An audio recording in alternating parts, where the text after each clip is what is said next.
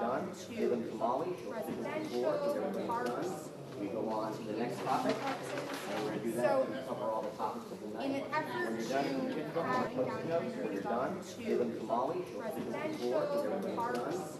We go on to the next topic, and we're going to do that. So, cover all the topics of the night. In an effort when you're done, okay? All right, good luck, guys. Thank you for coming.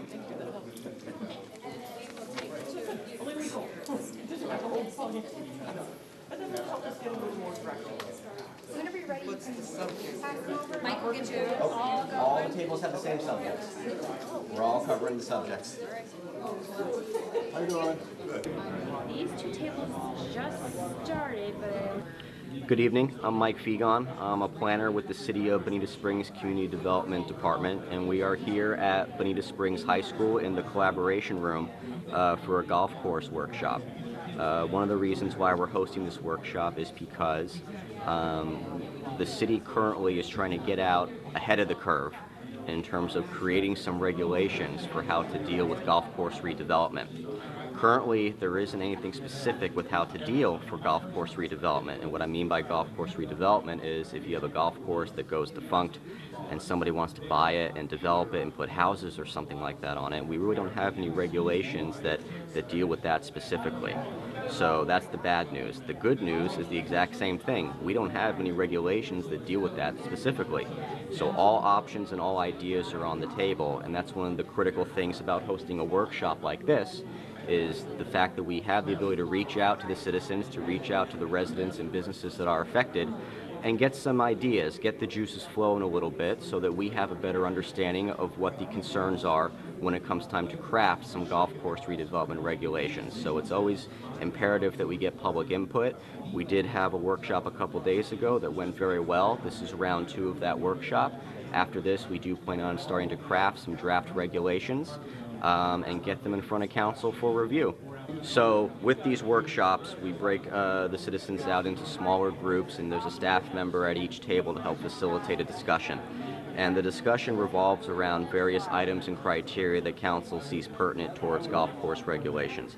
Everything from density to environmental concerns to open space to aesthetics to drainage and stormwater. Our traffic access are all going to be discussed at this workshop, and those are the areas where we're hoping to get citizen input from. So what we have set up is tables with post-it notes and pens at each table for the residents to write their ideas on a specific topic. They give it to a staff member, we post it on the board for that specific topic. After everybody finishes, we go on to the next topic, and that's the way the workshop is running. Any other comments for stormwater drainage right now? No? Okay, we'll keep it going then.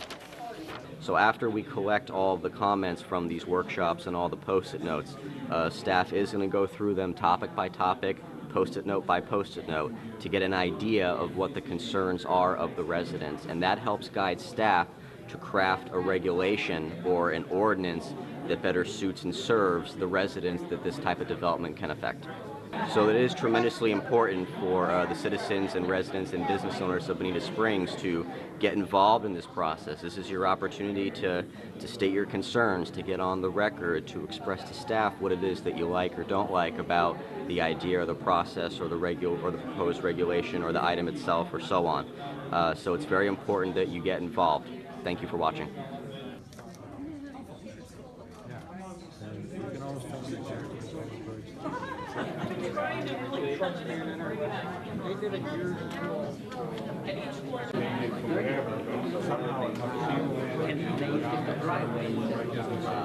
We've never done it on private property. There is a mechanism to do it.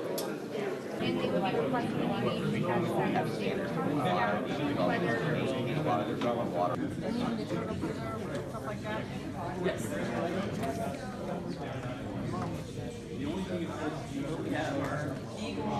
turtles. I know they usually they don't leave sidewalks on one side, but I know they're wildlife habitat. You know, and if you mow it all over, you can see how dense this is until you get to some of these areas here. And if those go, there's nothing.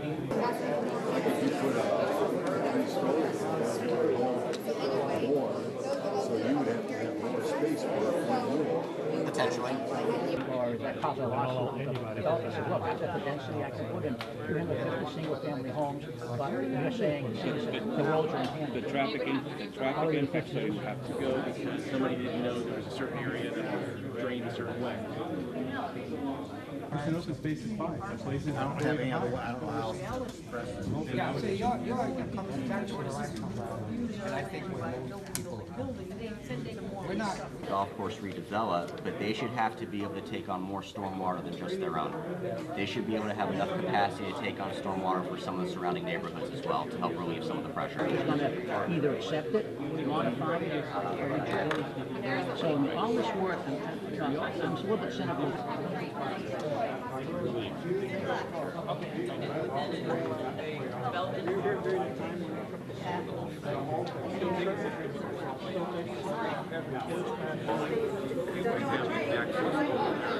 The problem with the access, there was at one time several ways. One problem with the railroad a battle, but we have a moratorium right now. The reason you do a moratorium is so that when you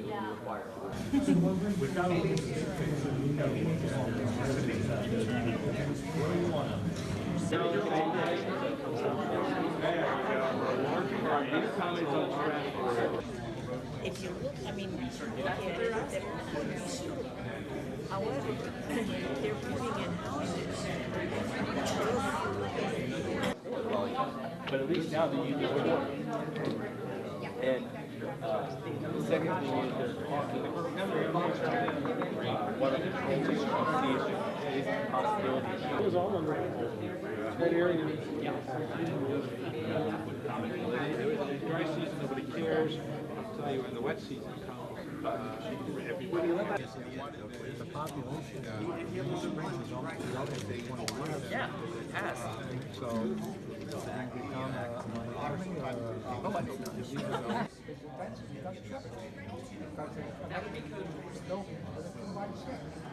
In terms of the number of units, that was already approved. The number of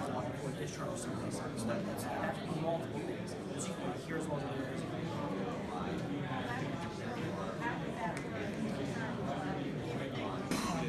sidewalks, and on most types of roadways, that's very local, small roads. And I'm on the ditch. I mean, I'm not even on the big one. And I mean, we have it's just amazing the wildlife, and that's what kills kids. Where Those two kinds of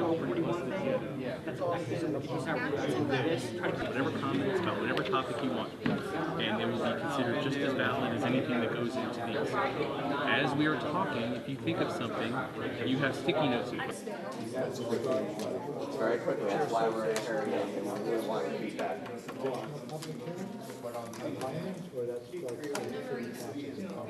So there's going to be... Good evening, everybody. Thank you for coming. My name's Mike Fegon. I'm one of the planners with community development. I work with the city.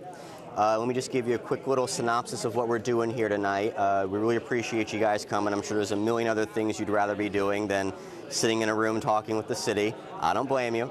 So we're going to try and make this as productive as possible for you guys. So just a quick little backstory about why we're here. We're here to talk about golf course redevelopment regulations. One of the things that we've seen, and this doesn't just go for Florida, this goes nationwide, is that a lot of golf courses are closing down. Within the last 10 years, I think it's been maybe 600 golf courses have opened and about 10,000 have closed. So one of the things that we're seeing is you have all these golf courses that are going out of business, and very few communities have any types of regulations for how to deal with that if somebody wanted to come in and try and develop it as something other than a golf course. So I do. So we understand that for many of you that may be a worst case scenario to develop a nice open space like a golf course, but regardless, one of the things that we're seeing is that very few jurisdictions have any idea of how to handle that. So we're going to go through a series of topics that Council wanted us to cover with you. And the goal is just to write down your thoughts on these topics using the sticky notes and pens in front of you. You give it to me. Oh, there you go. You give it to me, I stick it to the board for the topic, we move on to the next topic. When we're done covering all the topics, you're going to be free to go. So we're going to try and keep this nice and productive for you. And one of the best ways to do it is to get you engaged and to get you writing down some things. So we're going to cover a whole host of topics. And again, this is for golf course redevelopment throughout the city. This is not targeted for one specific golf course or another. The regulations we would be writing would be addressing any golf course anywhere in the city that wants to try and redevelop.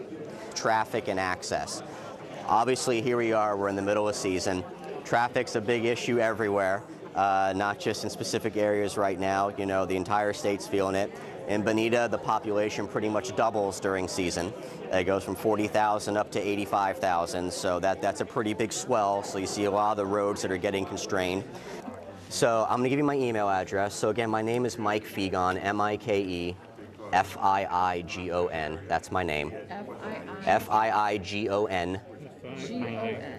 G-O-N. That's my name. F-I-I-G-O-N. So after these workshops, the city is going to start crafting the regulations based on the feedback that we've gotten from these 2 workshops that we're hosting. But please email me. Feel free to keep in touch. Whenever I have something, I'll send it to you. You know, I don't mind. Obviously, I can't, you know, I can't, you know, proactively send things to 175 different people. You request it, I can give it to you. But the email blast can handle a lot of that as well. It can handle a lot of the updates and big things happening at the city, and this will no doubt be a part of that process. So I recommend going on the city site.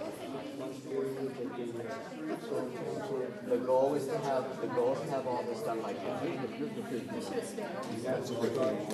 Very quickly. That's why we're hurrying and we want your feedback.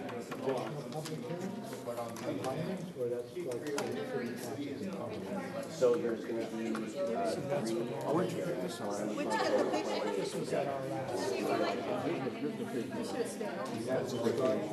Very quickly. That's why we're hurrying and we want your feedback.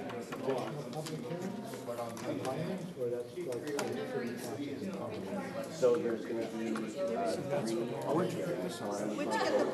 3.